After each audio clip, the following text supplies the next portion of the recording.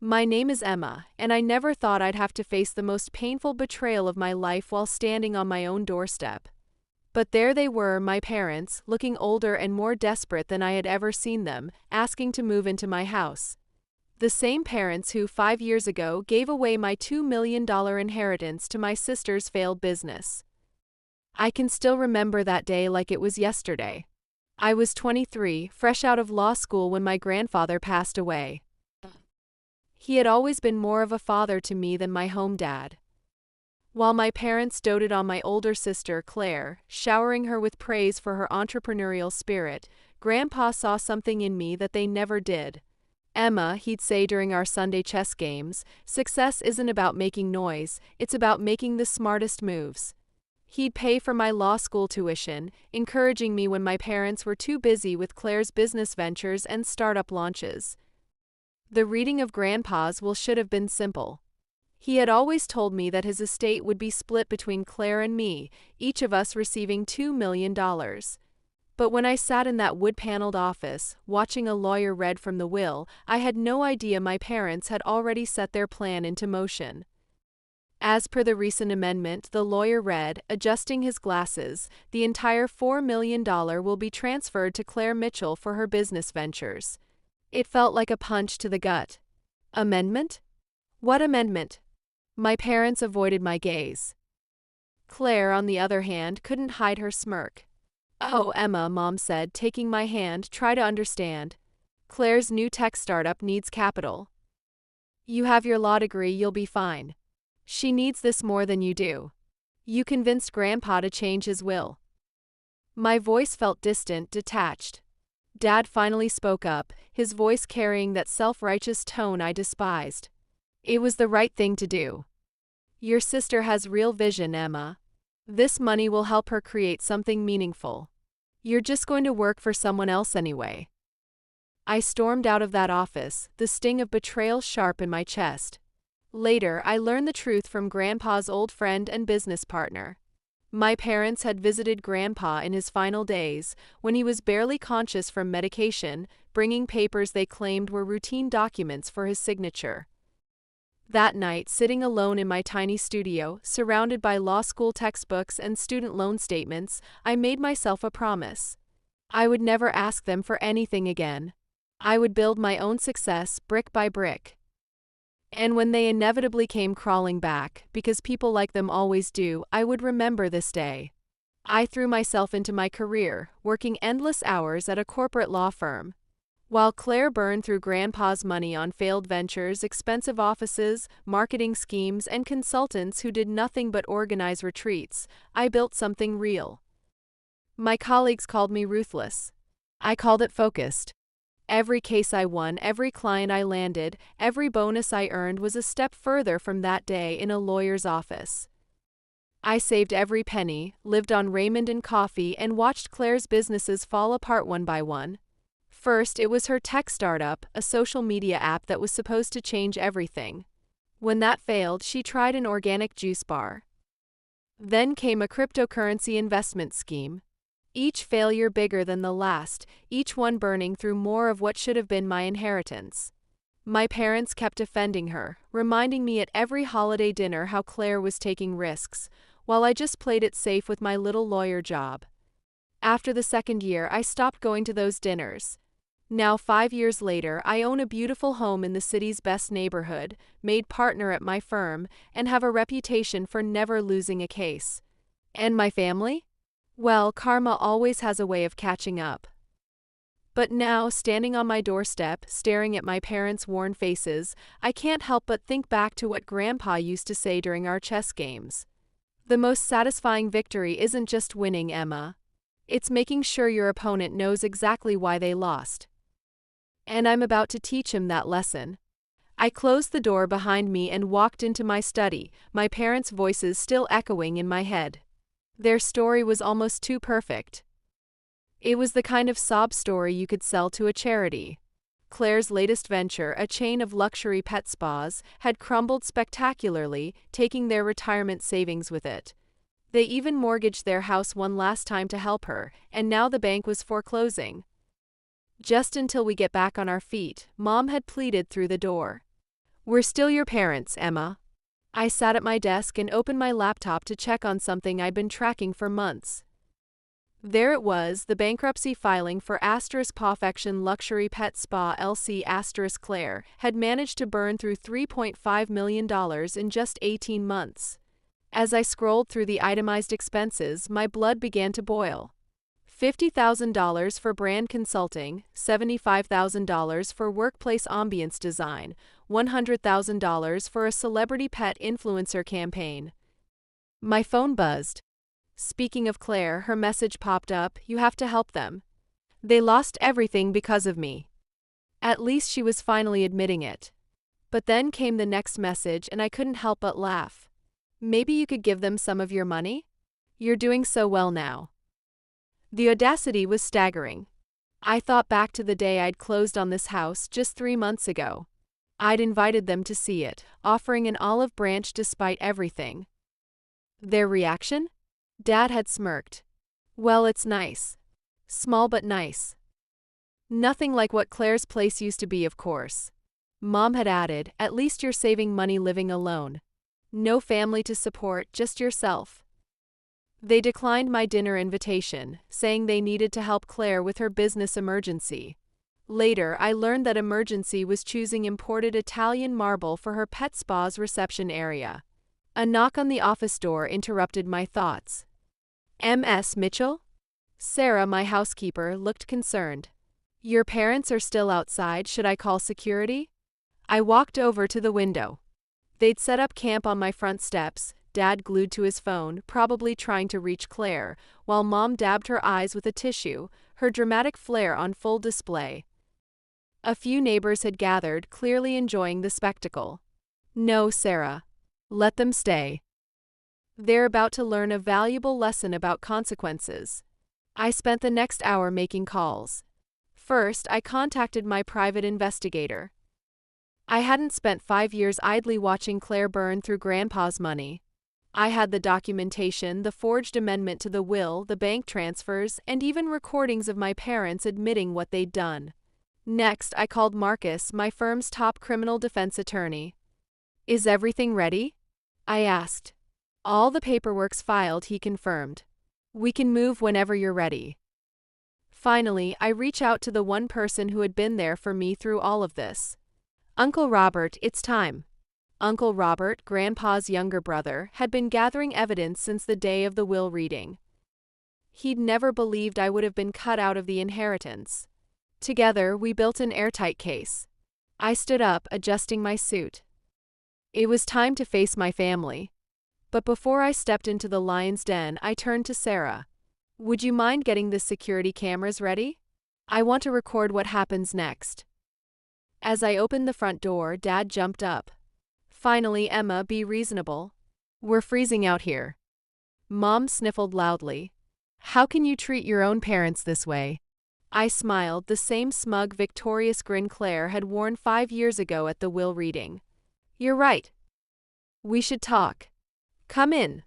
They rushed past me into the warm house, heading straight for my living room, with its sleek leather furniture and roaring fireplace. The irony wasn't lost on me. They look so small now, sitting there, nothing like the intimidating figures who had once crushed my dreams. "Before we discuss your housing situation," I began, sitting across from them. "There's something you should know. Uncle Robert and I had a very interesting meeting with the district attorney last week." The color drained from Dad's face, and Mom froze mid-sniffle, the tissue dangling from her hand. "Funny thing about forging signatures on legal documents," I continued, pulling a thick folder from my desk. "It's actually a federal crime." The silence in my living room was deafening as I spread out the documents across the coffee table. Police reports, bank statements, hospital records from Grandpa's final days, and most damning of all, the original will. "Where did you get these?" Dad's voice trembled.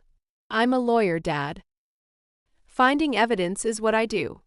I pulled out a specific document, like this nursing log from Grandpa's last week.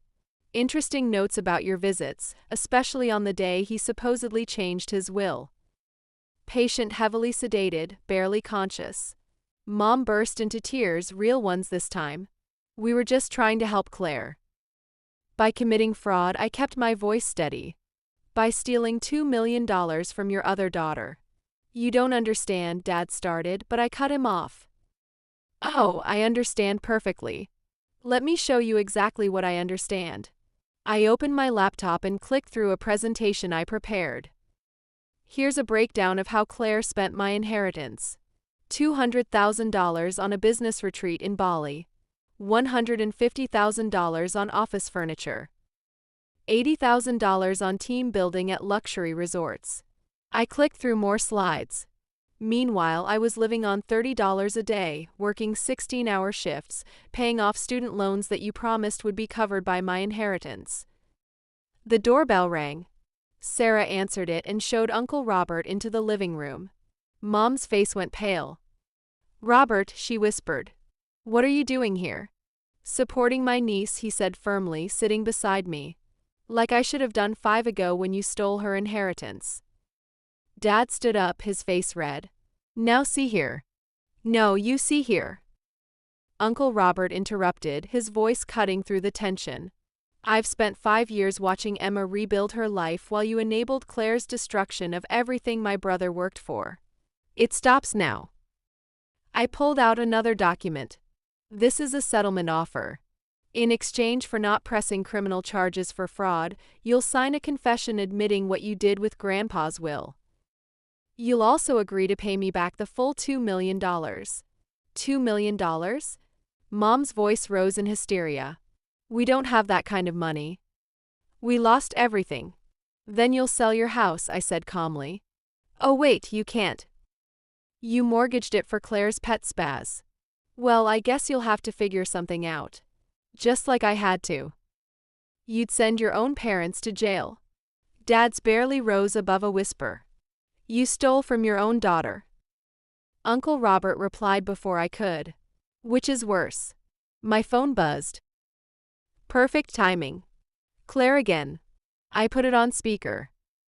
Emma, her voice echoed through the room. Mom and Dad say you're threatening them with jail. How could you? After everything they've done for us? For you? I corrected. Everything they've done for you, Claire. And now it's time to pay for it. You're named in the settlement too. What? But I didn't do anything wrong. You knew what the forge will. You spent money you knew wasn't yours. That makes you an accessory to fraud. The silence on the other end was deafening. Finally, she spoke again, her voice small. What do you want? The same thing I wanted 5 years ago. What's rightfully mine? Uncle Robert and I sat in the kitchen later that night, the quiet hum of the house filling the space as their absence had left. My parents had gone, settlement papers in hand, and for the first time in years, the air felt lighter, as if their departure had purged the last remnants of old wounds. Sign by tomorrow or I file charges, I had told them. The memory of Dad's face, pale and slack as he realized I wasn't bluffing, would stay with me forever. Uncle Robert set his coffee mug on the table and leaned back, the tension from earlier giving way to quiet reflection. You know this means they'll have to sell everything, he said, even that vacation house in Florida. I let out a bitter laugh, the one they bought while I was scraping by on Raymond and working double shifts. Oh, I'm painfully aware. My phone buzzed on the counter, lighting up with a flood of messages. Word had spread quickly. Most of them were from extended family, not outraged at what my parents had done, but at my decision to hold them accountable. Your bratty daughter is threatening us with jail. Mom had wasted no time rallying anyone who would listen to her cries of victimhood. After everything we sacrificed for her, I scrolled through the messages, locking the predictable outrage one by one. Only one text stopped me, a message from Aunt Susan, Grandpa's sister. It read simply, he would be proud of you, Emma, not just for what you've achieved, but for standing up for yourself. He always knew you had it in you. The next morning my lawyer called. The settlement had been signed. My parents and Claire had already listed their homes for sale, liquidating everything they could. Claire's husband had left her, citing her financial mess as a betrayal too big to overcome. A week later they showed up again, this time with Claire in tow. All 3 looked beaten down, their arrogance stripped away. Please, Claire said, her voice trembling, no hint of her usual smugness. We have nowhere else to go. All our friends turned us away. Funny how that works, I said, arms crossed. People stop answering your calls when you can't afford to buy their loyalty anymore. Mom stepped forward, her voice breaking. We're family, Emma. Despite everything. Despite everything? I cut her off, the laugh bubbling out more bitter than I intended. Despite stealing my inheritance? Despite 5 years of humiliation, mockery, and silence while you watched me struggle? You don't get to pull the family card now. I reached into my purse and pulled out 3 plain envelopes, sliding them across the threshold. Here's what family should do. Inside are bus tickets to Florida and enough money to cover 3 months' rent on a modest apartment. Not because you've earned it, but because Grandpa taught me to be better than you. Dad reached for the envelopes with trembling hands, his voice cracking. Emma, thank you. I held up a hand, sopping him. Don't mistake this for forgiveness. This is a transaction, not a reunion.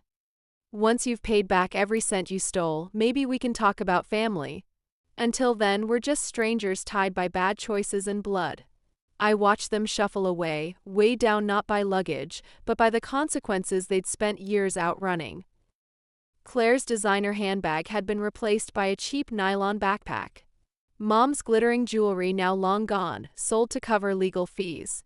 Even Dad's once confident gait had crumbled under the weight of his own failures. That night I sat in Grandpa's old chest chair, the one relic of his I had kept, and poured myself a glass of wine. The house was quiet, but not empty. For the first time in years I felt at peace. Checkmate, I whispered, raising my glass to his memory. Sarah walked in with the day's mail and handed me a thick envelope. On top was a letter from the district attorney's office. They were opening an investigation into several other cases of and wanted me to consult on the matter. I smiled, running my fingers over the letter. Grandpa had always said winning wasn't about taking the king, it was about playing the smartest game. Maybe justice wasn't just about ending one battle, it was about rewriting the rules for the next.